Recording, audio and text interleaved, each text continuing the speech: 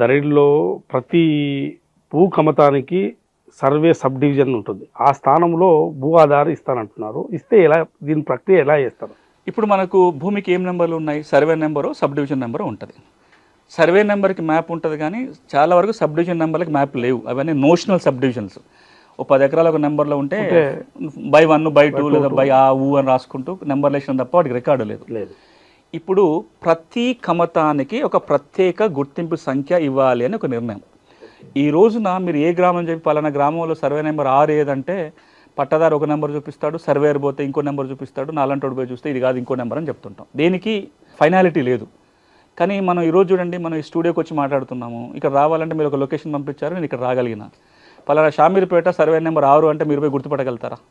అది రావాలి అని. అది కనుక వస్తే చాలా వివాదాలు రాకుండా పోతాయి. ఎట్లా జరగాలి అంటే భూమి కొలవాలి, దానికి లాంగిట్యూడ్ లాటిట్యూడ్ ఫిక్స్ చేయాలి, ఒక కొత్త నెంబర్ ఇవ్వాలి. అలా ఇచ్చే ప్రక్రియనే భూ ఆధారు లేదా భూదారు లేదా ఎలా land parcel unique identification number అంటాం. ఇది కేంద్ర ప్రభుత్వం దేశవ్యాప్తంగా తేవాలని ప్రయత్నం జరుగుతుంది. తెలంగాణలో ఆ విధంగా ప్రతి భూకమతానికి ఒక ప్రత్యేక నెంబర్ ఇచ్చే వెసులుబాటు మనం భూభారతి చట్టంలో ఇస్తున్నాం. అంటే మీరు సర్వే నెంబర్ కొడితే మనకు ఆ లొకేషన్ రావాలి. అంటే సర్వే నెంబర్ ప్లేస్లో ఇప్పుడు భూదార్ నెంబర్ కొడతాం. సో ఇప్పుడు మనకు సాధారణంగా హోటల్స్ అవి పేర్లు కొడితే మనకు లొకేషన్ వస్తుంది.